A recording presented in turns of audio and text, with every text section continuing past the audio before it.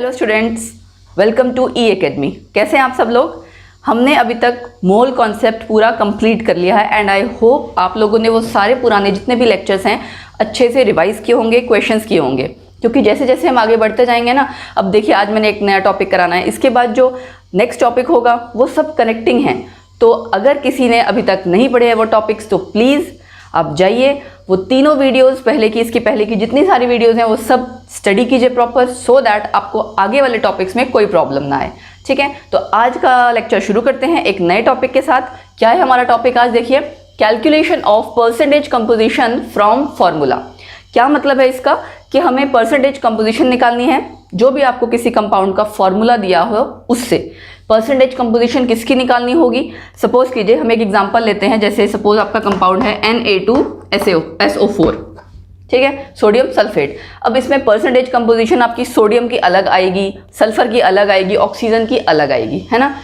जैसे नॉर्मली आप परसेंटेज निकालते हो वैसे ही है, बस परसेंटेज कंपोजिशन हम इन रिस्पेक्ट ऑफ या विद रिस्पेक्ट टू मास निकालते हैं, कि मास के टर्म्स में कैलकुलेट करते हैं। तो क्या फॉर्मूला है?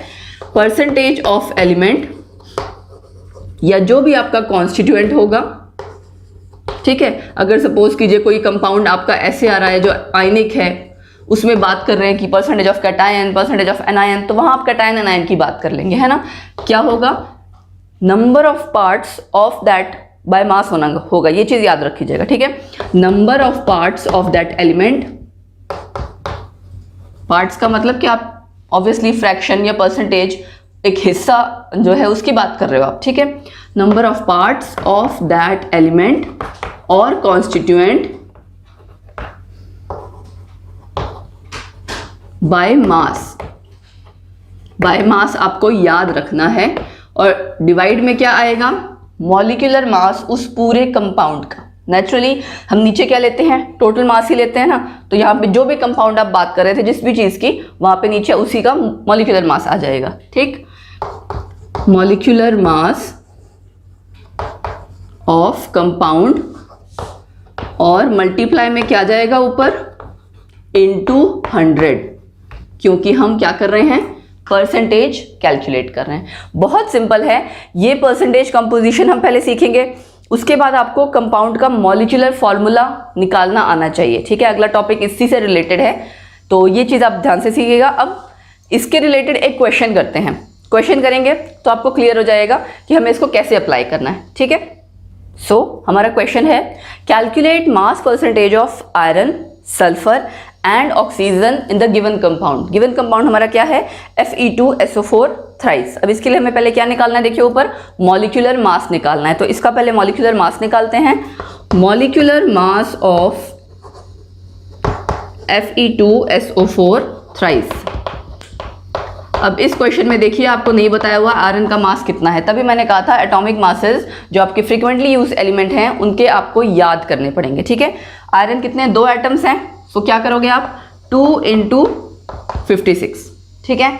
प्लस में आयरन हो गया, प्लस में इसका सल्फेट का ओवरऑल पहले आप निकालिए, उसको ब्रैकेट में हम थ्राइस कर लेंगे। तो मैं क्या करती हूँ? 3 × ब्रैकेट में देखिए सल्फर का 32 प्लस 16 × 4 64, यही हुआ ना। 64 लिख लीजिए, चाहे ये लिख लीजिए, टोटल कीजिए अब आप इसको, ये आ जाएगा 400 ग्राम। ये हमारा आ गया मॉलिक्यूलर मास कंपाउंड का। अब क्या करेंगे? परसेंटेज ऑफ आयरन निकाला पहले हमने, हमारा कितना है आयरन इस पूरे कंपाउंड में? 2 × 56, 2 एटम्स है आयरन के, तो हम वही सेम करेंगे। 2 × 56 डिवाइड में 400 × 100, ये आप कैलकुलेट करोगे, ठीक है। तो आपका कट के कैलकुलेट करके ये आपका आ जाएगा 28%। बहुत सिंपल था ना, सिंपल, आपने जस्ट परसेंटेज निकालनी थी। उसके बाद है आपका परसेंटेज ऑफ सल्फर। क्या होगा? अब आपको ध्यान रखना है कि सल्फर कितना है। यहाँ सल्फर बच्चे जल्दबाजी में एक ही ले लेते हैं, नहीं, हमारे पास सल्फर कितने हैं? 3 एटम्स ऑफ सल्फर हैं, यानी 32 × 3 करना पड़ेगा आपको। क्या करोगे आप? 3 × 32 डिवाइड में वही 400 × 100, ठीक है। कैलकुलेट कीजिए इसको, ये आपका कैलकुलेट करके आ जाएगा, ये 8 आ जाएगा, यहाँ से 24, ठीक।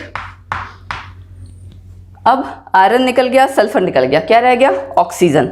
ठीक है, ऑक्सीजन इधर निकाल लेते हैं हम। परसेंटेज ऑफ ऑक्सीजन क्या आएगा? देखिए ऑक्सीजन के कितने एटम्स हैं? 4 एटम्स तो अंदर ही थे सल्फेट में, उसका कितना है? थ्राइस, यानी 4 × 3 12। तो आपके एक्चुअल में कितने एटम्स हैं? 12 एटम्स हैं। तो 12 × 16 डिवाइड में 400 × 100। ठीक है, कैलकुलेट। अब आप जब इसको करेंगे तो ये आपका आ जाएगा 4 यहाँ से 48। ठीक है, तीनों प्लस करके देख लीजिए, ऑब्वियसली आपका कंबाइन करके 100% ही आएगा, 100 ही आएगा। कई बार कैलकुलेशन में हमसे गलती हो जाती है, तो क्रॉस चेक करने के लिए तो हमने क्या निकाला? बड़े इजीली हमने सबकी परसेंटेज निकाली है। अब ऐसा ही एक और क्वेश्चन करते हैं जहां कैटायन एनायन का रोल है, वो भी मैं आपको क्लियर कर देती हूँ, सो दैट इन केस किसी कंपाउंड में जब हम आगे स्टोइकियोमेट्री करेंगे वहां अगर उस तरह का क्वेश्चन आए तो आपको कोई प्रॉब्लम ना आए। ठीक है, नेक्स्ट क्वेश्चन लेते हैं। सो नेक्स्ट क्वेश्चन है हमारा, calculate percentage of cation in ammonium dichromate. अब यहाँ देखिए कि इंपॉर्टेंट चीज़ क्या है कि हमें फॉर्मूला लिखना आना चाहिए। आपने 10th क्लास में सीखा होगा, फॉर्मूला हम क्रॉस करते थे, है ना, वैलेंसी, तो उसी का यूज़ करके फॉर्मूला लिखना है। आपको पता है अमोनियम कैटायन क्या है? NH4 positive. Dichromate means Cr2O7, 2 negative है ये, तो आप क्रॉस करोगे, ये +1 है, वो 2 नेगेटिव। फॉर्मूला क्या बन जाएगा? NH4 2 Cr2O7। ठीक है, ये हमारा पूरा बन गया अमोनियम डाइक्रोमेट। अब हमें क्या करना है नेक्स्ट? इसका मॉलिक्यूलर मास निकालना है। कैलकुलेट करते हैं फिर। मॉलिक्यूलर मास आपका इसका क्या आएगा? देखिए अमोनियम का पहले अलग निकालते हैं, नाइट्रोजन का क्या होगा? 14 प्लस हाइड्रोजन के लिए 4 मल्टीप्लाइड में 2 होगा, बाहर मल्टीप्लाई चाहे आप आगे कर लीजिए चाहे पीछे कर लीजिए, इंटू 2 प्लस क्रोमियम का आपको पता होना चाहिए कि 52 है, जैसे पहले अभी आयरन का आया था 56, इसका 52, 2 × 52 प्लस ऑक्सीजन का 16, तो 7 × 16, ये आप टोटल करेंगे तो ये आ जाएगा 252 ग्राम। पता है जब हम क्वेश्चंस रेगुलर करते रहते हैं तो एक टाइम के बाद क्या आता है, जो रेगुलर हमारे कंपाउंड्स यूज हो रहे हैं ना उनके मॉलिक्यूलर मास भी हमें याद हो जाते हैं। सो बेसिकली इन सारे क्वेश्चंस में प्रैक्टिस बहुत ज़्यादा है, क्योंकि आपका टाइम बचेगा। एग्जाम में जब आपके पास टाइम की शॉर्टेज होती है तो यही चीज़ें काउंट करती है, छोटी छोटी चीज़ें। ठीक, हमने निकाल लिया मॉलिक्यूलर मास। अब क्या निकालना है उसे देखिए, क्या कहा है? परसेंटेज ऑफ कैटायन निकालना है। तो मतलब इसकी परसेंटेज निकालनी है। 2 आयंस 2 होने चाहिए, ट्वाइस जरूर होना चाहिए, ऐसा ना हो कि खाली आप एक का निकालें। तो परसेंटेज ऑफ अमोनियम या परसेंटेज ऑफ कैटायन क्या आ जाएगा? एक का कितना है देखिए, 14 + 4 18 है ना, तो 18 × ट्वाइस क्या हो गया? 36 डिवाइड बाई 252 × 100, ये आप कट करेंगे तो आ जाएगा 7। ठीक है, 100/7 कैलकुलेट करके ये आपका आ जाएगा अप्रॉक्स 14.29%। करेक्ट। तो यहाँ ऐसे जिस तरह से कैटायन का पूछा था, हो सकता है एनायन का भी पूछा हो। ठीक, एनायन का लेकिन आपने, अब कई बार बच्चे गलती क्या करते हैं, जो ऊपर चार्ज होता है उसके हिसाब से पता नहीं क्यों ट्वाइस कर देते हैं। आपने देखिए परसेंटेज अगर निकालनी है तो इसका मतलब क्या था कि 2 अमोनियम कैटायन है और एक डाइक्रोमेट एनायन है। तो आपने ऐसा नहीं है कि ऊपर 2 नेगेटिव इसके ऊपर चार्ज है तो आप इंटू ट्वाइस कर दे, नहीं, मैं बार बार क्लियर कर रही हूँ क्योंकि मैंने खुद ऐसे कुछ स्टूडेंट्स देखे हुए हैं जो जल्दबाजी में गलती यही करते हैं कि जो चार्ज है उससे मल्टीप्लाई कर देते हैं।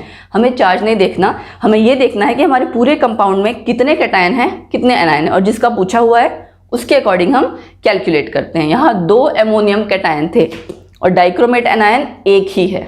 ठीक, सो ये हो गया आपका परसेंटेज कंपोजिशन।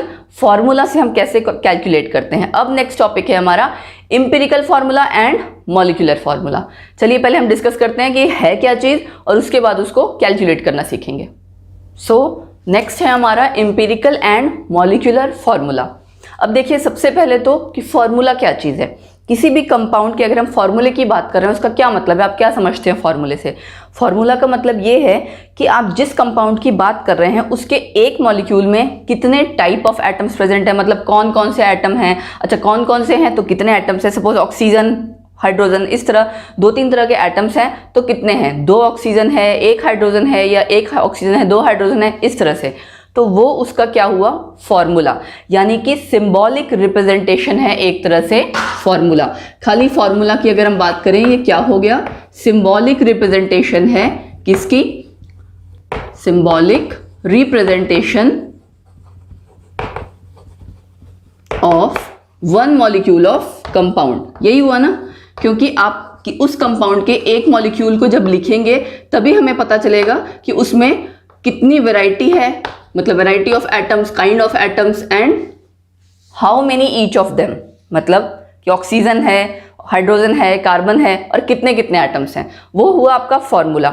अब बात आती है कि इंपीरिकल फॉर्मूला क्या है और मॉलिक्यूलर फॉर्मूला। इंपीरिकल फॉर्मूला देखिए हम ये कह सकते हैं कि just simplest whole number ratio है, जितने एटम्स उस कंपाउंड में प्रेजेंट हैं उसके एक मॉलिक्यूल में, उस फॉर्मूले का मतलब, फॉर्मूला तो वर्ड आपको क्लियर हो ही गया। इंपीरिकल फॉर्मूला क्या हुआ कि एक मॉलिक्यूल जो आपने उस कंपाउंड का कंसीडर किया है उसमें जितने एटम्स हैं उनकी सिंपलेस्ट होल नंबर रेशियो, मतलब कि ये एक्चुअल फॉर्मूला नहीं हुआ, बट मॉलिक्यूलर फॉर्मूला क्या है, उसका एक्चुअल फॉर्मूला, ठीक है, कि एग्जैक्टली जितने टाइप ऑफ एटम्स हैं और जितने नंबर हैं उनके, वो। जैसे एग्जांपल लेती हूं मैं बेंजीन का, डेफिनेशन भी अभी मैं आपको बताऊंगी, पहले एक बार समझा देती हूं कि इंपीरिकल फॉर्मूला क्या चीज है और मॉलिक्यूलर फॉर्मूला। बेंजीन का आपको फॉर्मूला पता है क्या होता है, C6H6।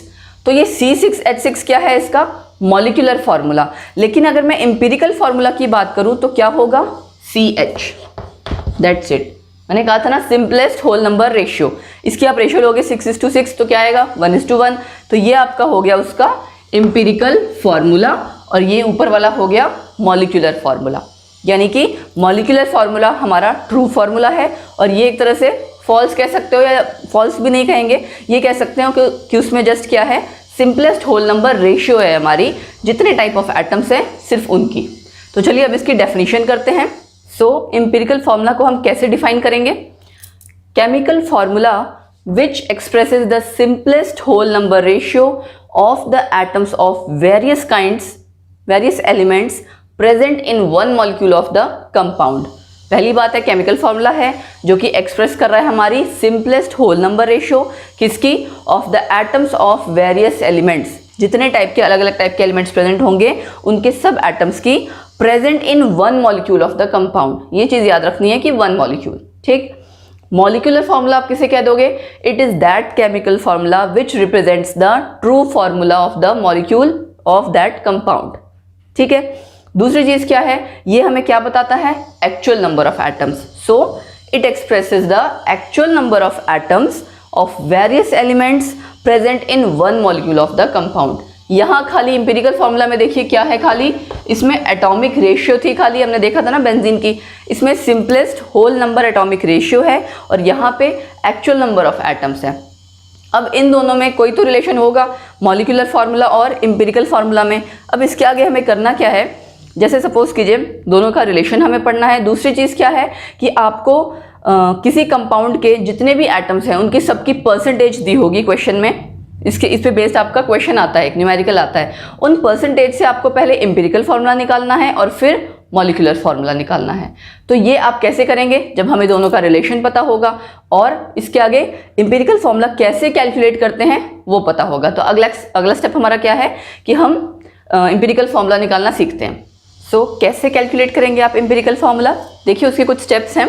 स्टेप्स हो सकता है आपको यहाँ पे अभी थोड़ा बहुत कम समझ में आएंगे, वैसे तो मैं समझाऊंगी, बट जब हम क्वेश्चन करेंगे तो डेफिनेटली क्लियर हो जाएगा। पहला स्टेप क्या है, convert mass percentage into grams. अब आपको क्वेश्चन में सपोज कीजिए दिया हो कि कोई कंपाउंड है जिसमें CHO 3 एलिमेंट्स हैं, कार्बन की 12% है, हाइड्रोजन की इतनी % है, तो जो आप परसेंटेज बोल रहे हैं आपको उसको कन्वर्ट करना है ग्राम्स में। बेसिकली मतलब क्या है, जैसे 12% कहा जा रहा है तो मतलब इट इज़ 12, इस हिसाब से जब क्वेश्चन करेंगे ना तो आपको क्लियर हो जाएगा कि आपको जो परसेंटेज दी हुई है उसको आपने मास में कन्वर्ट करना है, ठीक।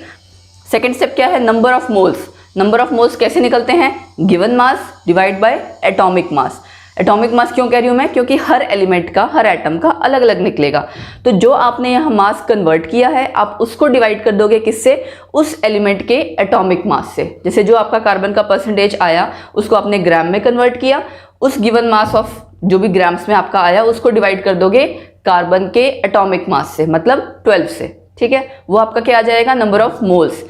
ये जो आपका नंबर ऑफ मोल्स आता है ये एक्चुअली आता है रिलेटिव नंबर ऑफ मोल्स। अब रिलेटिव क्यों यूज किया मैंने, क्योंकि देखिए हमने मास परसेंटेज को ग्राम्स में कन्वर्ट किया है, और मास परसेंटेज का मतलब क्या है कि एक तरह से ये रिलेटिव है ना, कि आपको ओवरऑल कंपाउंड में जितने एटम्स हैं, एलिमेंट्स हैं, उनकी परसेंटेज सबकी अलग अलग है। परसेंटेज का मतलब क्या है, उसका हिस्सा, फ्रैक्शन। तो जब बात फ्रैक्शन की आ गई, मतलब आप किसी से कंपैरिजन कर रहे हो या ओवरऑल में टोटल ले रहे हो, तो वो क्या कहलाएगा, रिलेटिव। रिलेटिव का मतलब होता है किसी के रिस्पेक्ट में आप निकाल रहे हो, इसीलिए क्या होंगे ये, रिलेटिव नंबर ऑफ मोल्स। उसके बाद आपको कैलकुलेट करना है सिंपलेस्ट मोलर रेशियो। अब ये कैसे कैलकुलेट करना है, 2-3 एलिमेंट्स जितने भी आपके आए, सबके आपने नंबर ऑफ मोल्स कैलकुलेट किए। अब हो सकता है जितने नंबर ऑफ मोल्स सबके आए हैं, किसी में 2 आया, किसी में 3, या हो सकता है पॉइंट्स में भी आए, 2.45, 1.38, 0.39, इस तरह से। तो जो आपको सिंपलेस्ट मोलर रेशियो निकालनी है, उसमें क्या करना है, जो भी नंबर ऑफ मोल आया है उसको डिवाइड करना है सबसे छोटी वैल्यू से। जैसे सपोज कीजिए, सिंपल एग्जांपल लेती हूँ, पॉइंट्स वाला नहीं लेती मैं, 2, 3, 5 इस तरह से आया, 3 अलग अलग मोल्स आए 3 एलिमेंट्स के। तो आपने क्या किया, उसका जब आपको सिंपलेस्ट मोलर रेशियो निकालनी होगी तो आप क्या कर देंगे, 2/2, क्योंकि सबसे छोटा 2 था, 2, 3, 5 में सबसे छोटा 2 था, तो आपने क्या किया, 2/2, 3/2, 5/2, ठीक है ना। उसके बाद कुछ वैल्यूज आएंगी, वो जो वैल्यू आई वो आपकी हुई सिंपलेस्ट मोलर रेशियो। अब या तो वो हो सकता है कि आपकी होल नंबर रेशियो आए या फिर पॉइंट्स में आए, तो इसीलिए अगला स्टेप क्या है, calculate simplest whole number ratio. Bracket में मैंने इफ रिक्वायर्ड इसीलिए लिखा है क्योंकि कहीं कहीं जगह तो आपकी होल नंबर वैल्यू आती है और कभी कभी नहीं आती तो सिंपल आप पॉइंट्स वाली वैल्यू को कन्वर्ट कर देते हो। जैसे 1.5 है तो आप क्या करोगे, उसको इंटू 2 कर दोगे तो किस में कन्वर्ट हो जाएगा, 3 होल नंबर रेशियो में, ठीक। उसके बाद आपका जो लास्ट स्टेप है, सारा कुछ कैलकुलेट करने के बाद जब हमारे पास सिंपलेस्ट होल नंबर रेशियो आ गई सारे एलिमेंट्स की, तो वो क्या कर रहा है, एक तरह से इंपिरिकल फॉर्मूला ही बनाएगा, क्योंकि हमने क्या कहा था, इंपिरिकल फॉर्मूला क्या है, सिंपलेस्ट होल नंबर रेशियो सारे एलिमेंट्स के, जो भी जितने एटम्स हैं उनकी सबकी, है ना। तो क्या करेंगे अब नेक्स्ट, हम right empirical formula by using symbols of elements. जो आपके 3 आपने स्टार्टिंग में लिए, 3-4 जो भी क्वेश्चन में गिवन होंगे, जैसे मैं बात कर रही थी CHO दिया हुआ है, तो तीनों के आगे आप क्या क्या कर दोगे, CHO, और वो जो यहाँ से वैल्यूज आई होंगी वो उसका यूज करते हुए आप इंपिरिकल फॉर्मूला लिखोगे, ठीक। इसको लिखने के बाद क्या होगा, और इंपिरिकल फॉर्मूला आपका निकल गया, देन हमें निकालना है मॉलिक्यूलर फॉर्मूला। अब दोनों का रिलेशन क्या है, molecular formula is equal to N into empirical formula. मतलब कोई एक वैल्यू है N, उससे जब हम इंपिरिकल फॉर्मूला को मल्टीप्लाई कर देते हैं तो हमारा निकल जाता है मॉलिक्यूलर फॉर्मूला। अब ये N क्या है, देखिए N आपकी रेशियो है molecular mass divide by empirical formula mass. 2 फॉर्मूले तो आपके पास होंगे ना। ये मॉलिक्यूलर मास आपको क्वेश्चन में हमेशा गिवन होगा, ऐसा मत सोचेगा कि मॉलिक्यूलर मास तो हमें मॉलिक्यूलर फॉर्मूला तो निकालना ही है, तो हम मॉलिक्यूलर मास कैसे निकालेंगे। मॉलिक्यूलर मास क्वेश्चन में गिवन होगा, इंपिरिकल फॉर्मूला मास आप कहाँ से निकालोगे, यहाँ से जो आपने फॉर्मूला कैलकुलेट किया होगा। जैसे सपोज कीजिए CH है, बेंजीन का CH था ना, तो उसका इंपिरिकल फॉर्मूला मास क्या होगा, एक कार्बन का 12, हाइड्रोजन का 1, तो उसका इंपिरिकल फॉर्मूला मास हुआ 13। तो जब आप इसको डिवाइड करेंगे, एक तरह से आपकी रेशियो आ रही है कि एक्चुअल वैल्यू कितनी आएगी, वही आपका N का नंबर है ना। उससे आप मल्टीप्लाई कर दोगे इंपिरिकल फॉर्मूला को, तो आपका फाइनल मॉलिक्यूलर फॉर्मूला आ जाएगा, ठीक है। आई होप आपको ये क्लियर होगा। अब इसके रिगार्डिंग एक क्वेश्चन करते हैं, सबसे सिंपल सा, तो आपको क्लियर हो जाएगा कि हमने सारी चीज़ें अप्लाई कैसे करनी है। ओके, सो क्या कहता है हमारा question, 2.38 gram of uranium was heated strongly in a current of air। इसका मतलब ये है कि ऑक्सीजन के साथ आप यूरेनियम को रिएक्ट करवा रहे हैं, ठीक है, उसमें हीट किया।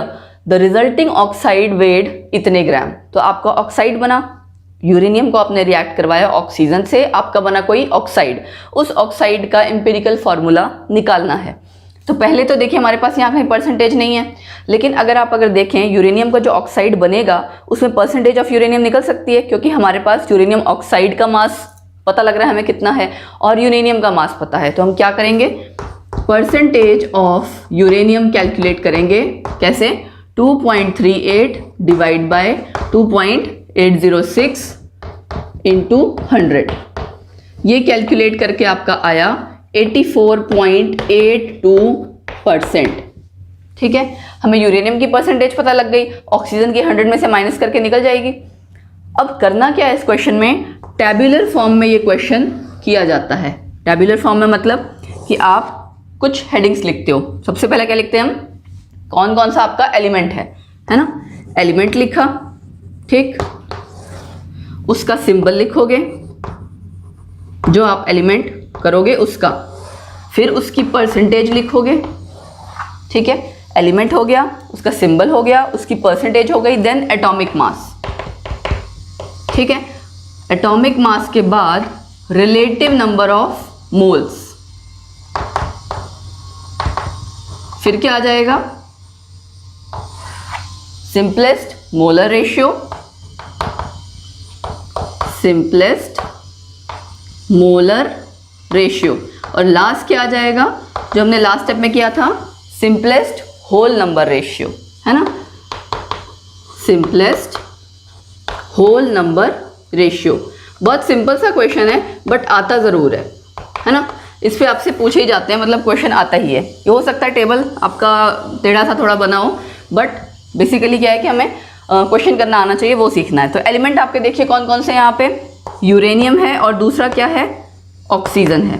मैंने थोड़ा गैप करके लिखा, यूरेनियम, ऑक्सीजन।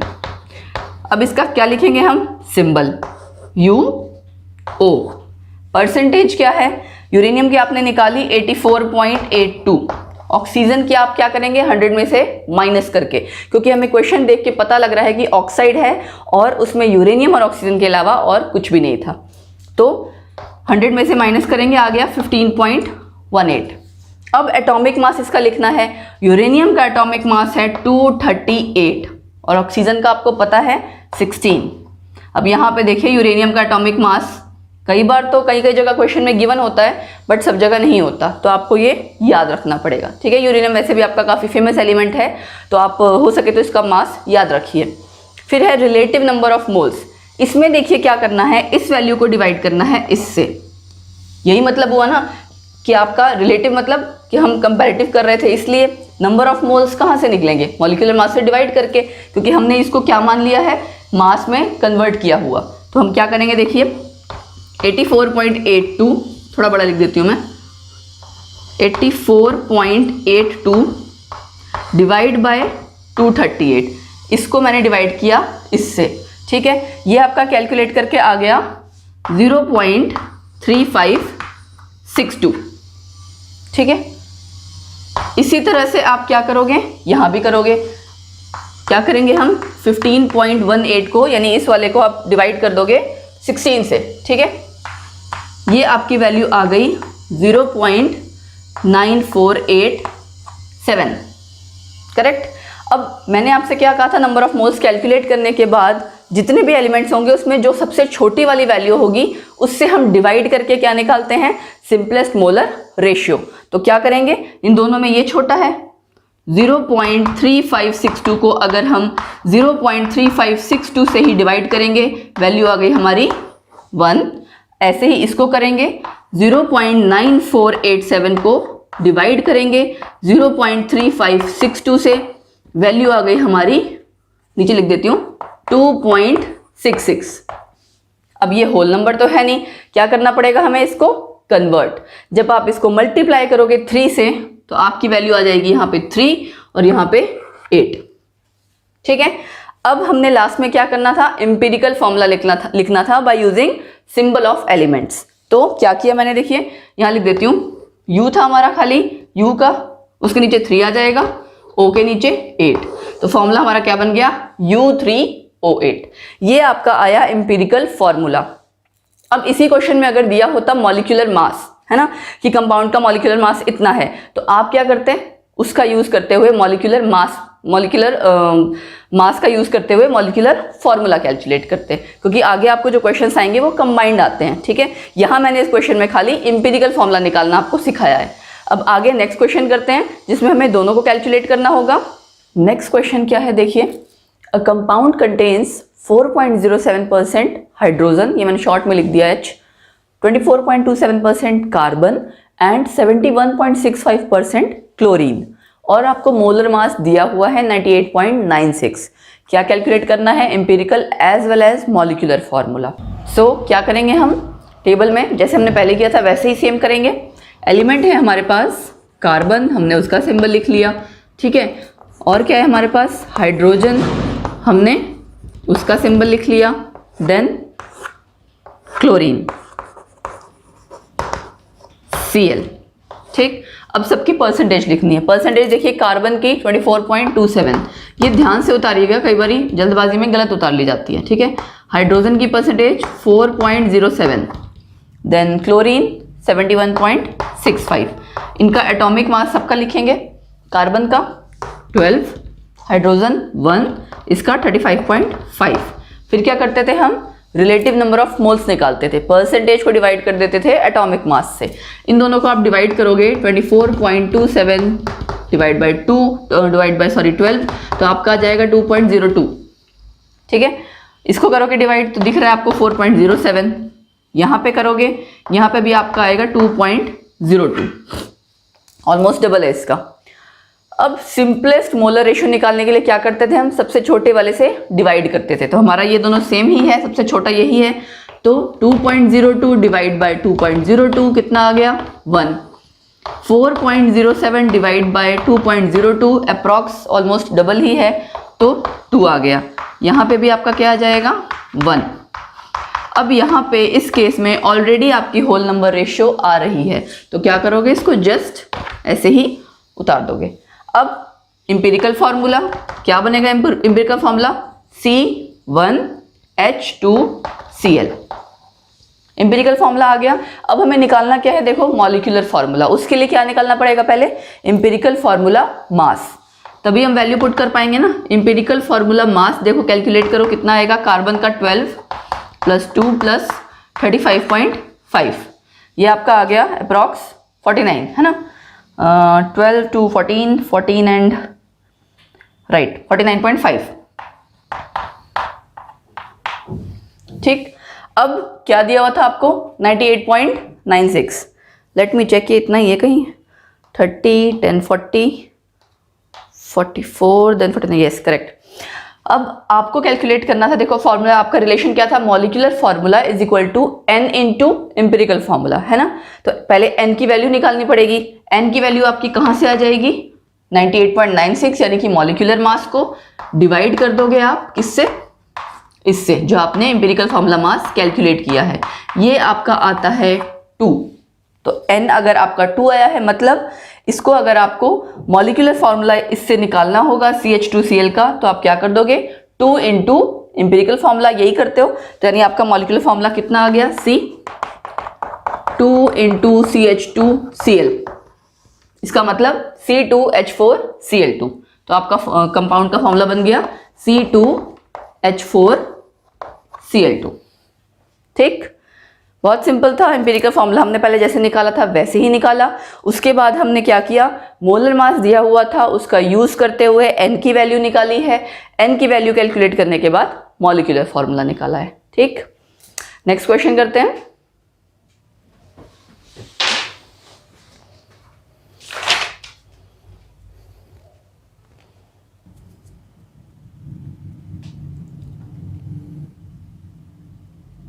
देखिए अब इस क्वेश्चन में क्या दिया है। इसमें 2-3 चीजें पूछी हुई हैं। ये दोनों तो हमने पहले भी निकाला है, इसमें मोलर मास भी निकालने को कहा हुआ है। और यहाँ पे हम क्वेश्चन पढ़ते हैं पहले, फिर आपको पता लगेगा किस लॉ का यूज हो रहा है। क्या कहता है question? A welding fuel gas contains carbon and hydrogen only, इसके अलावा कोई और एलिमेंट उसमें नहीं है। पहली चीज, burning a small amount of sample of it in oxygen gas, क्या देता है? कार्बन डाइऑक्साइड और वाटर, ठीक है। खाली कार्बन और हाइड्रोजन उस कंपाउंड में है, CO2 और H2O निकल रहा है, कितनी कितनी निकल रही है वो भी पता लग गया है। उसके बाद क्या बोला है? A volume of 10 litre of that gas is found to be इतना। मोलर मास नहीं दिया, लेकिन 10 लीटर उस गैस का हमें बता दिया कि इतने के बराबर है। अब आप यहाँ देखिए, वॉल्यूम का रोल आ गया, गैस का रोल आ गया, कौन सा लॉ आ जाएगा? Gram molecular volume law, GMV law, है ना। जहाँ पे हमने क्या कहा था? 22.4 लीटर ऑफ एनी गैस किसके इक्वल होता है, उसकी मोलर मास के, है ना। तो यहाँ से हमारा मोलर मास कैलकुलेट हो जाएगा। बाकी एम्पिरिकल और मॉलिक्यूलर फॉर्मूला आप वैसे ही कैलकुलेट करोगे जैसे हम करते हैं। तो चलिए शुरुआत करते हैं।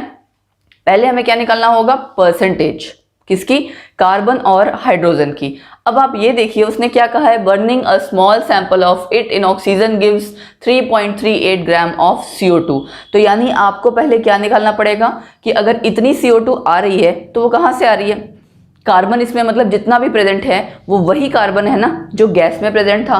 तो आप क्या करोगे, अमाउंट ऑफ कार्बन अगर आपको निकालना होगा तो कैसे निकालोगे, देखो amount of carbon in the compound कि 12/44, यही तरीका होता है ना कैलकुलेट करने का कि 44 ग्राम में CO2 के 44 ग्राम होता है इसका मास की, उसमें 12 है तो 3.38 में कितना होगा। ठीक है, ये आप कैलकुलेट करोगे। जैसे अब ये तो आई होप आपको क्लियर हो गया होगा, ये हमने पहले भी इस तरह की चीजें की हुई है मोल कॉन्सेप्ट में कि कार्बन डाइऑक्साइड का मोलर मास होता है 44 ग्राम। 44 ग्राम में मतलब कि CO2 का 44 ग्राम था, इसमें कितना आपका कार्बन है, एक ही एटम दिख रहा है मतलब कि 12 ग्राम। तो 44 में अगर 12 है तो 3.38 में कितना होगा, उसी का यूज करते हुए हमने क्या किया, 12/44 इंटू 3.38, ये आपकी वैल्यू आ जाएगी 0.9218 ग्राम। ठीक है, पहली चीज आपकी आ गई अमाउंट ऑफ कार्बन। अब आपको अगला क्या करना है, निकालना है। देखिए क्वेश्चन में दिया हुआ है हाइड्रोजन, क्या करोगे आप, सेम ऐसे ही हाइड्रोजन निकालोगे। अब हाइड्रोजन के लिए क्या आ जाएगा, वाटर का मास और एक मॉलिक्यूल ऑफ वाटर यानी कि 18 ग्राम मॉलिक्यूलर मास उसका, उसमें कितना हाइड्रोजन है 2 ग्राम। तो यहाँ फॉर्मूला क्या बन जाएगा 2/18 और आपको क्या दिया हुआ है 0.690। ठीक, तो ये जब आप कैलकुलेट करोगे तो आ जाएगा 0.0767 ग्राम। हमें पता लग गया कार्बन भी का भी अमाउंट, हाइड्रोजन का भी अमाउंट। अब परसेंटेज कैसे निकालेंगे, हमारे जो मॉलिक्यूल था हमारा यानी जो गैस थी उसमें सिर्फ कार्बन और हाइड्रोजन ही है। ठीक है, तो आप अगर इन दोनों का मास प्लस कर दो तो कितना टोटल हो जाएगा, प्लस करो 0.9218 प्लस 0.0767, ये आपकी वैल्यू आ जाएगी 0.9985 ग्राम। अब आप परसेंटेज निकाल सकते हैं क्योंकि जितना भी अमाउंट ऑफ कार्बन या हाइड्रोजन था वो यहीं से आया है जो आपकी वैल्यूज गिवन है। मैं दोबारा रिपीट कर देती हूँ। देखिए CO2 हमें बताया हुआ था कि हमारी गैस को जब हम क्या कर रहे हैं, हीट कर रहे हैं, तो CO2 निकल रही है, वाटर निकल रहा है। तो उस जितनी भी कार्बन डाइऑक्साइड निकल रही है वो कहाँ से निकल रही है, उसी वेल्डिंग गैस से जिसमें सिर्फ कार्बन और हाइड्रोजन है। तो हमने CO2 के मास का यूज करते हुए पहले अमाउंट ऑफ कार्बन निकाला कि कार्बन कितना मास है, ऐसे ही हाइड्रोजन का निकाला। मास अगर हमें पता लग गया तो हम क्या निकालेंगे, परसेंटेज, क्योंकि अगर परसेंटेज नहीं आई तो हम क्या नहीं निकाल सकते, इंपिरिकल फॉर्मूला। तो परसेंटेज निकालने के लिए आप क्या करते हो, जितना मास है डिवाइड में टोटल मास, यही करते हैं ना। अगर आप इसके हिसाब से कैलकुलेट करना चाहो तो हम कैसे करेंगे, इन दोनों का हमने मास प्लस कर दिया। अब परसेंटेज ऑफ कार्बन क्या आ जाएगी, this divide by this into 100, तो आपका आ गया 0.9218 डिवाइड बाय 0.9985 इंटू 100, ये अप्रॉक्स आपकी आ गई 92.82%। ठीक है, इसी तरह सिमिलरली आप किसका करोगे, हाइड्रोजन के केस में भी परसेंटेज ऑफ हाइड्रोजन। ठीक है, हाइड्रोजन का आपका अमाउंट था 0.0767 और डिवाइड में क्या आपका आ जाएगा, सेम वही जो आपका टोटल करके आया हुआ था, दिस वन 0.9985, 0.9985 इंटू 100। अब आप अगर 100 में से माइनस कर दो तो भी आपकी परसेंटेज आ जाएगी, कैलकुलेट करना था तो भी आपकी आ गई, ये आपका आ गया 7.68%। हमारे पास आ गई क्या क्या चीज, परसेंटेज कार्बन की भी, हाइड्रोजन की भी। अब हम क्या करेंगे, इस परसेंटेज का यूज करते हुए एम्पिरिकल फॉर्मूला करेंगे। फिर हमें निकालना पड़ेगा पहले molecular mass, gram molecular volume law का यूज करते हुए, देन मॉलिक्यूलर फॉर्मूला। ठीक है, तो चलिए पहले एम्पिरिकल फॉर्मूला कैलकुलेट करते हैं।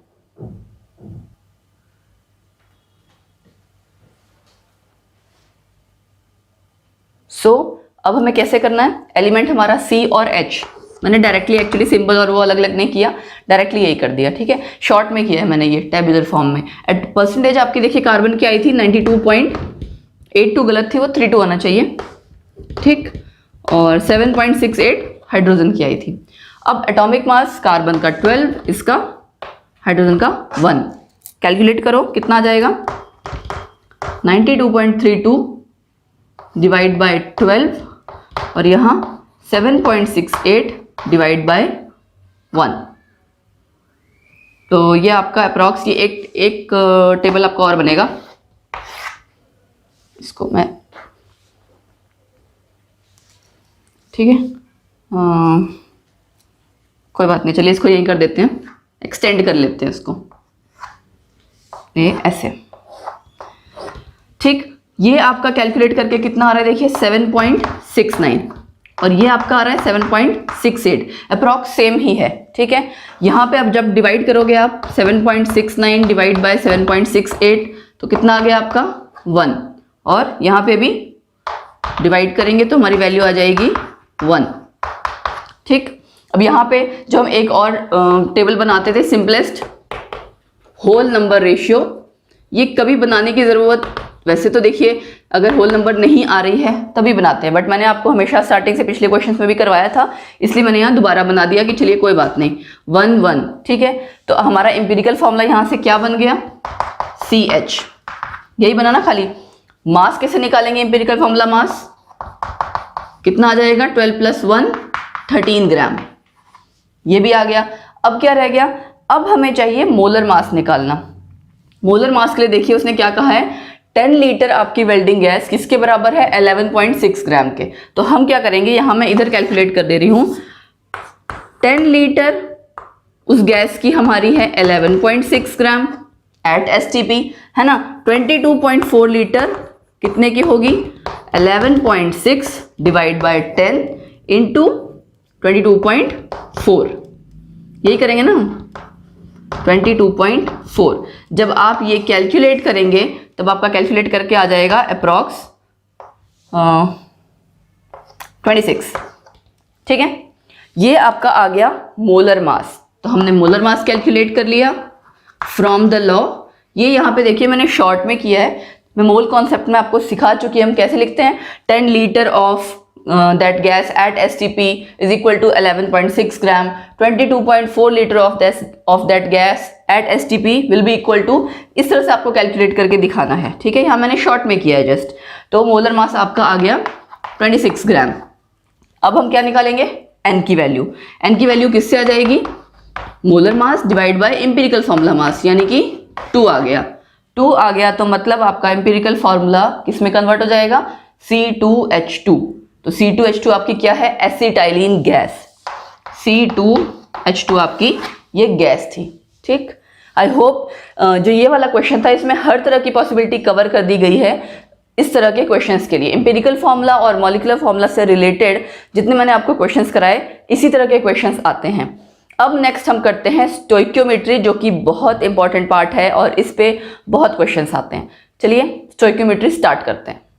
स्टोइक्योमेट्री नाम से पता लग रहा है, मेट्री मतलब कुछ मेजर करना। तो स्टोइक्योमेट्री बेसिकली है क्या कि एलिमेंट के रिगार्डिंग आपने मेजर करना। अब देखिए ये चीज़ आपकी अप्लाई होती है उन केमिकल रिएक्शंस पे जो बैलेंस्ड हो।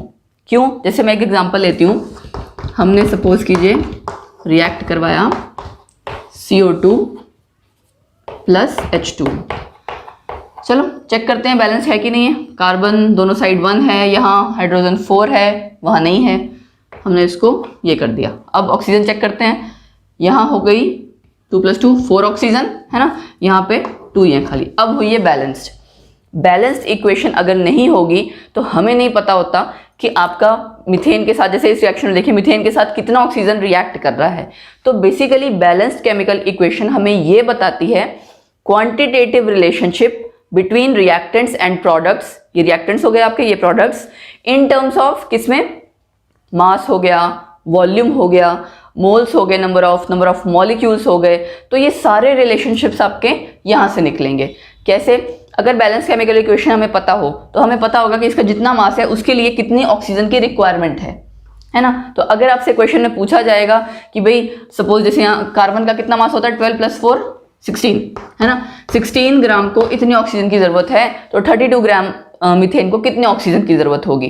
तो उसके लिए आपको बैलेंस केमिकल इक्वेशन आनी चाहिए ना, क्योंकि कुछ तो रेफरेंस होना चाहिए, अदरवाइज आप कैसे कैलकुलेट करोगे हर रिएक्शन के लिए।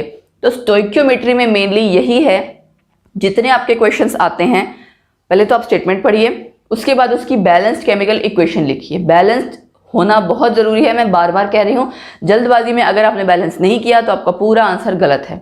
अदरवाइज बहुत सिंपल क्वेश्चन आते हैं इसके, ठीक है। आपको जस्ट कोरिलेट करना होता है। कोरिलेट भी किसका, कई बारी मास मास रिलेशनशिप होता है, वो चाहे मास मास रिलेशनशिप मतलब इसके ग्राम का, मतलब इसका मास यूज करके, रिएक्टेंट्स का मास यूज करके हो सकता है प्रोडक्ट्स का मास कैलकुलेट करना हो, या फिर सेम भी हो सकते हैं कि एक रिएक्टेंट का मास यूज करके हो सकता है दूसरे रिएक्टेंट का मास कैलकुलेट करना हो। तो ये हो गया मास मास रिलेशनशिप।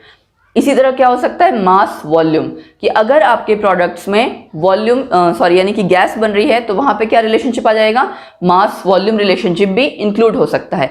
अगर आपकी पूरी रिएक्शन ही ऐसी है कि गैसेस रिएक्टेंट्स एंड प्रोडक्ट्स हैं तो वॉल्यूम वॉल्यूम रिलेशनशिप भी हो सकता है। अच्छा, एक चीज और हो सकती है कई बारी कि एक जगह आपका सपोज करो मास है, दूसरी जगह नंबर ऑफ मॉलिक्यूल्स हैं, तो इस तरह से कई टाइप के रिलेशनशिप बन सकते हैं। आपको जस्ट क्या करना है, रिएक्शन लिखनी आनी चाहिए पहली चीज, सेकेंडली बैलेंस्ड होनी चाहिए, देन क्वेश्चन को ध्यान से पढ़िए। और कई बार ऐसा होता है बच्चे क्या करते हैं, जैसे रिएक्शन लिखी सबका मास कैलकुलेट कर लिया, सबके मोल्स लिख लिए, सबकी जरूरत नहीं है। आप ये देखिए क्वेश्चन में किसके बारे क्या क्या चीजें गिवन, फिर से वही बात आ गई कि गिवन क्या दिया हुआ है उसको ध्यान में रखते हुए आप आगे कैलकुलेट करेंगे, ठीक है। ऐसा करते हैं, अभी हम इसके रिगार्डिंग क्वेश्चंस करते हैं, उसमें आपको क्लियर हो जाएगा। अदरवाइज बाकी स्टोइकियोमेट्री में और कुछ नहीं है, जस्ट न्यूमेरिकल्स हैं, और इसके न्यूमेरिकल्स डेड श्योर हैं, आते ही आते हैं एग्जाम में, ठीक है।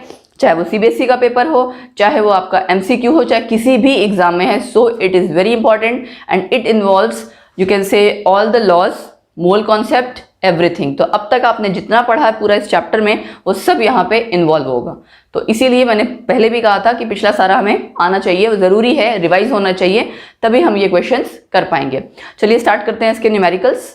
तो क्वेश्चन क्या है हमारा, देखिए, how many moles of CH4 methane are required to produce 22 gram CO2 after combustion. ठीक है, क्या करेंगे हम सबसे पहले अब ये पता होना चाहिए कंबशन का मतलब क्या है। कंबशन क्या होता है, जो भी कंपाउंड आपको दिया है उसको ऑक्सीजन के साथ रिएक्ट कराना, मतलब कंप्लीट ऑक्सीडेशन। और एक चीज और याद रखिए, कंबशन में हमेशा जब कंप्लीट कंबशन होती है तो एक ही आपके दो ही कंपाउंड बनते हैं, कार्बन डाइऑक्साइड एंड वाटर। ठीक है, मतलब क्या होता है, जैसे यहाँ पे मीथेन है, कंबशन मतलब कि हमने उसको ऑक्सीजन के साथ रिएक्ट करवाया, और क्या प्रोडक्ट्स बनेंगे हमेशा कंबशन में, कंप्लीट कंबशन में, CO2 वाटर। ये कंप्लीट कंबशन की बात, कंबशन का मतलब ये होता है कंप्लीट ऑक्सीडेशन। ठीक है, पार्शियल ऑक्सीडेशन नहीं होती। फिर हम इसको बैलेंस करेंगे, अभी हमने पहले भी किया था। ठीक है, सेम वही चीज आ गई, हो गई ना बैलेंस, यस। ठीक है, अब देखिए क्या दिया हुआ है, आपको पूछा हुआ है how many moles of methane. आपने क्या किया, क्वेश्चन मार्क लगाया यहाँ, साथ में लिख लिया मोल्स, कि इसके हमें मोल्स पता लगाने हैं। Are required to produce 22 gram of CO2 after combustion, यानी इसके 22 ग्राम कितने उससे निकलेंगे, ये चीज हो गई। अब गिवन क्या है यहाँ पे, इसका एक मोल कितना ग्राम दे रहा है, 44 ग्राम। अब यहाँ आप देखिए किसका रिलेशनशिप आया, मोल एंड मास का, रिएक्टेंट के मोल प्रोडक्ट का मास, हो गया ना रिलेशनशिप एक तरह का, कि एक मोल आपका मीथेन 44 ग्राम CO2 दे रहा है, तो 22 ग्राम CO2 कितने से डेवलप होगी, कितने मोल्स आपको चाहिए होंगे मीथेन के, यही पता करना है। क्या लिखेंगे हम, अब मैंने आपको क्या सिखाया था, जो पता करना है, जिसको निकालना है, वो हम क्या करते हैं, राइट साइड लिखते हैं। सो 44 ग्राम of CO2 is formed by, क्या आ जाएगा, 1 मोल मीथेन, यही है ना। तो 22 ग्राम कितने से निकलेगा, ये आपको दिख रहा है, जस्ट हाफ हो गया, इसका मतलब वहां भी हाफ हो जाएगा। ठीक है, कैलकुलेट भी अगर करना हो तो आप क्या कर देंगे, 1/44 इंटू 22, क्या आ गया, 0.5 मोल, यानी कि हाफ मोल। ठीक है, ये तो बहुत ही सिंपल क्वेश्चन था। अब इसी में मैं आपको वेरिएशन बताती हूँ, आगे हम प्रैक्टिस भी करेंगे नो डाउट, बट ये बहुत सिंपल सी आपकी क्वेश्चन है, तो इसमें आपको मैं वेरिएशन बता देती हूँ ताकि आपको पता लग जाए। अब देखिए इसी क्वेश्चन में हो सकता है, इसको रब कर देती हूँ मैं, ठीक है, सपोज कीजिए, ठीक है ये रहने देते हैं, आपको कहा होता CO2 आपको पता है गैसियस स्टेट में एग्जिस्ट करती है ना, कार्बन डाइऑक्साइड गैस, तो अगर सपोज कीजिए हम इसका क्या कर सकते थे रिलेशनशिप, मोल और वॉल्यूम का भी कर सकते थे, या फिर क्या कर सकते थे यहाँ मास एंड वॉल्यूम का, कि कितने मास मीथेन की जरूरत पड़ेगी, यहाँ कोई भी हो सकता है, वॉल्यूम दे दी जाती 22.4 दे दी जाती, यहाँ पे 1 मोल है ना, इसका 1 मोल का मतलब कितना है 22.4 लीटर। सपोज कीजिए मैं इसका डबल कर देती हूँ यानी कि 44.8, ठीक है, और ये कह दिया जाता कि कितने मोल्स इसके मीथेन के लगेंगे या कितना मास लगेगा मीथेन का to produce 44.8 litre of carbon dioxide. तो ये कैसा रिलेशन हो गया, मास वॉल्यूम का या फिर मोल और वॉल्यूम का। तो आप क्या करते, 22.4 litre of carbon dioxide is produce from 1 mole of methane, तो 44.8 उसका डबल है, कितने से बनेगा, यहाँ भी डबल हो जाएगा, 2 मोल्स हो जाएंगे। या फिर अगर मास पूछा होता तो इसका मास कितना आना था, 12 + 4 16 ग्राम, कि मतलब 22.4 लीटर आपकी 16 ग्राम से बन रही थी, तो 44.8 16 का डबल 32 से बनेगी। तो इसी तरह के क्वेश्चंस आपसे पूछे जा सकते हैं, या फिर इन दोनों का रिलेशन भी पूछा जा सकता था, ठीक। तो हम एक एक करके इस तरह के काफ़ी सारे क्वेश्चंस करेंगे, क्योंकि स्टोइक्योमेट्री बहुत इंपॉर्टेंट टॉपिक है, तो मैं चाहती हूँ आपका अच्छे से रिवाइज हो। उसके लिए मैंने मैक्सिमम कोशिश की है, जैसे मोल कॉन्सेप्ट में भी की थी कि काफ़ी ज़्यादा से ज़्यादा मैं आपको क्वेश्चन कराऊँ, आपकी प्रैक्टिस हो जाए। एक बार यहाँ आपकी प्रैक्टिस हो जाएगी, उसके बाद आपको खुद से भी प्रैक्टिस करनी है, बिकॉज ये चीज़ ऐसी है कि जब तक हम खुद अपने हाथ से नहीं करते हैं प्रैक्टिस नहीं होती है, एंड एग्जाम टाइम में फिर उस टाइम ब्लैंक हो जाता है इंसान। न्यूमेरिकल्स वो चीज़ें हैं जो बच्चे को मेरे हिसाब से कभी नहीं छोड़नी चाहिए, क्योंकि न्यूमेरिकल में आप कभी भी आप लिखते हैं, न्यूमेरिकल्स के पूरे मार्क्स मिलते हैं। एग्जाम में देखिए आपने थ्योरी लिखी, आंसर लिखा, उसमें तो मार्क्स कटने के चांसेस हैं। न्यूमेरिकल में आता है तो आप स्टेप बाय स्टेप करेंगे, आपको पूरे मार्क्स मिलेंगे। सो प्लीज़ मेरी आप सबको आई कैन से सजेशन है कि आप न्यूमेरिकल्स की प्रैक्टिस ज़्यादा से ज़्यादा करें, ये फुल मार्क्स स्कोर करवाते हैं, ठीक है, मार्क्स आपके इससे अच्छे आएंगे। चलिए अगला क्वेश्चन लेते हैं। नेक्स्ट क्वेश्चन इसमें है 1.5 gram of an impure sample of sodium sulphate dissolved in water was treated with excess of barium chloride solution। क्या किया हमने, इम्प्योर सैंपल था किसका, सोडियम सल्फेट का, ठीक है, मतलब उसमें सोडियम सल्फेट के अलावा कुछ और भी मिला हुआ था, उसका मास दे दिया आपको 1.5 ग्राम। क्या कहा है कि उसको हमने ट्रीट किया यानी रिएक्शन करवाई उसकी excess of barium chloride solution से। रिएक्शन कराने के बाद क्या बना, बेरियम सल्फेट बना एज ड्राई प्रेसिपिटेट, और उसकी वैल्यू दे दी है। परसेंटेज प्यूरिटी निकालनी है सैंपल की, कौन सा सैंपल, वो वाला सोडियम सल्फेट जो कि इम्प्योर था। अब आप देख सकते होंगे मैंने जानबूझ के कहीं पे भी फॉर्मूले नहीं लिखे हैं, sodium sulphate, barium chloride, barium sulphate. Sodium sulphate hopefully आपको लिखना आता होगा, ये इसलिए कह रही हूँ मैं क्योंकि बच्चों को अगर ये फॉर्मूलाज लिखने नहीं आएंगे तो आप रिएक्शंस या ये क्वेश्चंस नहीं कर सकते। सोडियम सल्फेट के लिए क्या आप करोगे, सोडियम Na सल्फेट SO4, ये 2 नेगेटिव होता है, ये 1 प्लस होता है, तो फॉर्मूला क्या बन गया Na2SO4। आई होप आपको ये चीज़ें क्लियर होंगी। सोडियम सल्फेट के लिए बेरियम सल्फेट और बेरियम क्लोराइड, बेरियम आपका किस ग्रुप से बिलोंग करता है, ग्रुप 2, यानी इसके ऊपर चार्ज कितना होता है +2, तो बेरियम क्लोराइड आपका होगा BaCl2, है ना, इसके ऊपर +2 चार्ज क्रॉस होके क्लोरीन पे गया, और बेरियम सल्फेट क्या बनेगा BaSO4, ठीक है, दोनों का +2 चार्ज -2 कैंसिल आउट हो गया। अब क्या करना है हमें, इसकी बैलेंस्ड केमिकल इक्वेशन लिखनी है। तो मैंने क्या किया, देखिए रिएक्ट क्या क्या कर रहा था, सोडियम सल्फेट रिएक्ट कर रहा था किसके साथ, treated with excess of barium chloride solution.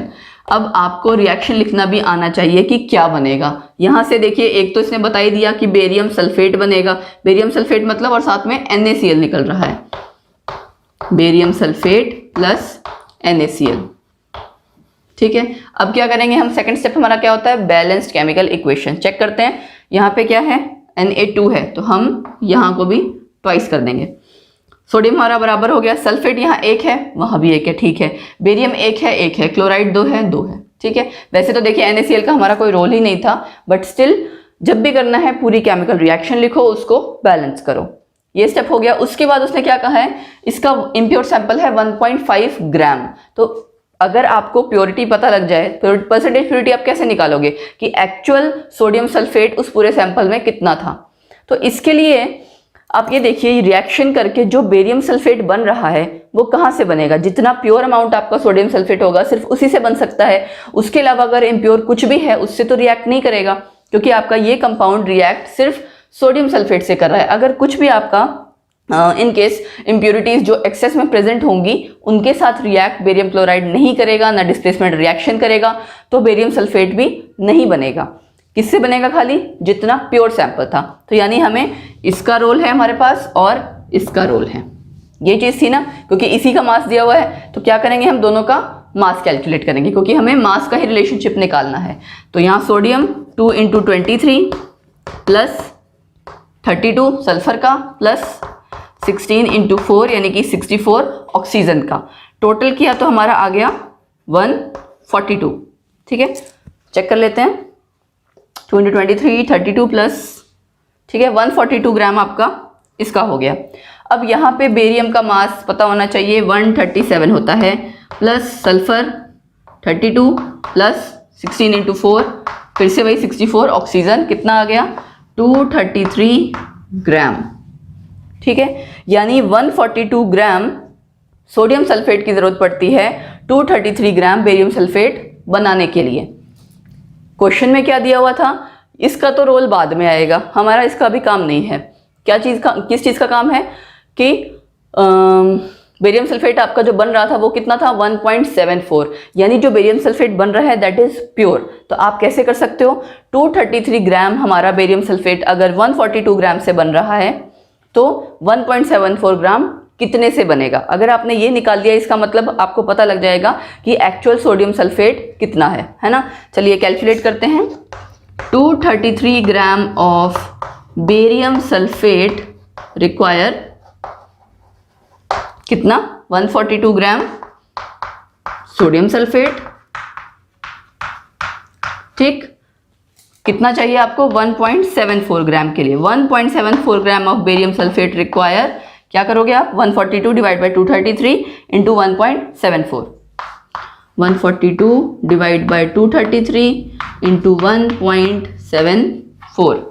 ठीक है, ये आपकी वैल्यू आ गई, आई थिंक कैलकुलेट अगर आप करोगे यहाँ पे, ठीक, 1.06, फाइन, 1.06 ग्राम आपको चाहिए सोडियम सल्फेट के। ये हमारा एक्चुअल प्योर जितना सोडियम सल्फेट चाहिए वो है। अब दिया कितना है, हमारे पास इम्प्योर सैंपल था 1.5 ग्राम सोडियम सल्फेट का, तो मतलब उसमें खाली 1.06 ग्राम प्योर सोडियम सल्फेट है, उसके अलावा जितना भी है 1.5 का, इसके मतलब रिमेनिंग जितना भी है वो क्या थी, इम्प्योरिटीज। तो परसेंटेज प्योरिटी कैसे निकलेगी, परसेंटेज प्योरिटी के लिए आप जो एक्चुअल अमाउंट है उसको ऊपर रखोगे, 1.06 को डिवाइड में क्या करोगे 1.74 और 100। यही करते हैं हम सिंपल परसेंटेज प्योरिटी के लिए कि भाई 1.74 में आपका मतलब जो एक्चुअल वैल्यू है वो कितनी है, खाली 1.06, तो 100 में कितनी होगी, परसेंटेज निकालनी थी। सो ये हमारा कैलकुलेट करके आ जाएगा अप्रॉक्स 70। ठीक है, 70.6%। तो इम्प्योरिटी वाला जो इस तरह का क्वेश्चन होता है, परसेंटेज प्योरिटी निकालने वाला, ये बहुत आता है क्वेश्चन, और एमसीक्यूज में भी आता है, कॉम्पिटिटिव एग्जाम्स में भी आता है, वैसे भी आता है। ठीक है, अगला क्वेश्चन करते हैं, एक और क्वेश्चन लेते हैं। नेक्स्ट क्वेश्चन है आपका वॉल्यूम को लेके, वॉल्यूम रिलेशनशिप। देखिए क्या है, what volume of oxygen at STP is required to effect complete combustion of 200 centimetre cube of acetylene यानी आपकी जो गैस है, and what would be the volume of CO2 formed. पहली चीज तो पता होनी चाहिए कि पूरा क्वेश्चन पढ़ते ही आपको देख के आइडिया लग रहा है कि कंप्लीटली वॉल्यूम रिलेशनशिप पे बेस्ड है। एसिटाइलिन गैस है, पता होना चाहिए इट इज C2H2। ठीक है, देन अब क्या करना है कि हमें रिएक्शन किसकी है वो चेक करना है। क्या है, देखिए कंप्लीट कंबशन हो रही है एसिटाइलिन गैस की। चलिए पहले वही रिएक्शन ही लिख लेते हैं। रिएक्शन में आपने लिखा C2H2 plus O2 complete combustion है तो मैंने क्या बताया, CO2 और वाटर बनेगा, कार्बन डाइऑक्साइड वाटर बन गया, बट ये बैलेंस नहीं है। बैलेंस करने के लिए हम क्या करेंगे, चलिए हम बैलेंस करते हैं। हमने यहाँ पे किया 2, तो आपकी वैल्यू आ गई यहाँ 4 कार्बन, ठीक है, और इस साइड हमारे पास यहाँ 4 आ जाएगा, कार्बन बैलेंस हो गया। अब हाइड्रोजन देखते हैं, हाइड्रोजन यहाँ से है 4 और इस साइड अब 4 हो गया। अब इधर ऑक्सीजन बैलेंस करने की जरूरत नहीं, यहाँ देख लेते हैं जितना उसके हिसाब से कर लेंगे। 4 × 2 8, 8 + 2 10, तो यानी यहाँ पे 5 आ जाएगा, ठीक है। हमने एसिटाइलिन की कंबशन कराई, बना क्या, कार्बन डाइऑक्साइड वाटर, फिर हमने बैलेंस किया, ठीक। उसके बाद वो क्या कहता है, what volume of oxygen at STP is required, यहाँ हमने लगाया question mark, to effect complete combustion of किसकी, एसिटाइलिन के लिए 200 सेंटीमीटर क्यूब के लिए कहा हुआ है। तो एक तो ये इसमें एक ही क्वेश्चन में दो चीजें पूछी हुई हैं कि कितनी ऑक्सीजन रिक्वायर होगी उसका, और ये भी पूछा हुआ है कि कितना कार्बन डाइऑक्साइड का वॉल्यूम बनेगा, यानी इन 3 चीज का रोल है। तो आप देख सकते हो 2 वॉल्यूम, इसकी 5 वॉल्यूम और इसकी 4 वॉल्यूम। तो पहले हम एक रिलेशन करते हैं, कौन से वाला, ऊपर वाला, कि आपको खाली ऑक्सीजन पता करना है with respect to this one, ठीक। तो अगर निकालना कितने का है, 200 सेंटीमीटर क्यूब का, 2 वॉल्यूम के लिए 5 वॉल्यूम ऑक्सीजन चाहिए, तो 200 सेंटीमीटर क्यूब के लिए, सेंटीमीटर क्यूब एसिटाइलिन गैस के लिए कितनी वॉल्यूम चाहिए, यही मतलब है ना। 2 वॉल्यूम ऑफ C2H2 रिक्वायर कितना, 5 वॉल्यूम O2। तो क्या करेंगे हम, 200 सेंटीमीटर क्यूब के लिए कितना चाहिए होगा, ये मैंने देखिए शॉर्ट में कर दिया है, ये आप खुद कर सकते हैं, 5/2 × 200, ये आपका आ गया 500 centimetre cube O2 eight STP, ठीक है। इसी तरह ये आपका हुआ एक पार्ट। दूसरा पार्ट आपका क्या है, CO2 वाला। क्या कहता है दूसरा part, what would be the volume of CO2 formed. अब आपको किसका किसका रिलेशन निकालना होगा, देख सकते हैं आप यहाँ से, ठीक है। C2H2 वाला आपको अब यहाँ पे एक चीज आती है कि आपको किस चीज का यूज करके कैलकुलेट करना है, इसका या इसका, ठीक है। ये आपका मेन चीज थी जो ऑलरेडी गिवन थी, तो आपको इसका ही यूज करना है कि 2 वॉल्यूम से बनती है 4 वॉल्यूम कार्बन डाइऑक्साइड। तो पूछा कितना था आपका, 200 सेंटीमीटर क्यूब, क्योंकि आपको दिया हुआ एसिटाइलिन गैस ना, तो इसके रिस्पेक्ट में ही सेकेंड वाला पार्ट भी करना है। कैसे करेंगे देखिए, 2 वॉल्यूम ऑफ किसकी, एसिटाइलिन गैस की, C2H2 फॉर्म कार्बन डाइऑक्साइड कितना, 4 वॉल्यूम। तो 200 सेंटीमीटर क्यूब आपकी कितनी बनाएगी, 4/2 × 200 सेंटीमीटर क्यूब, कितना आ गया आपका ये, 400 centimetre cube of CO2 at STP। Clear. तो हमने क्या किया, एक ही क्वेश्चन में 2 रिलेशंस आपने देखा, दोनों वॉल्यूम रिलेशनशिप थे, उनका यूज करते हुए क्वेश्चन किया। तो इस तरह से स्टोइक्योमेट्री के बहुत सारे क्वेश्चंस हैं। नेक्स्ट लेक्चर में हम फिर से स्टोइक्योमेट्री के बहुत सारे अभी और क्वेश्चंस पेंडिंग हैं अलग अलग टाइप्स के, वो करेंगे, और एक लास्ट टॉपिक रहता है लिमिटिंग रिएजेंट, वो करेंगे। तो आप कंटिन्यूसली पढ़ते रहिए, पिछले जो चैप्टर आपका जितना कंटेंट हो चुका है उसको रिवाइज करते रहिए, वीडियोस देखते रहिए, and that's all for this lecture. Again like share subscribe करना बिल्कुल ना भूलें, बेल आइकन जरूर प्रेस करके रखें, अदरवाइज आपकी upcoming video upcoming topics miss हो जाएंगे, और वो मैं बिल्कुल नहीं चाहती। Again so take care, bye bye, thank you.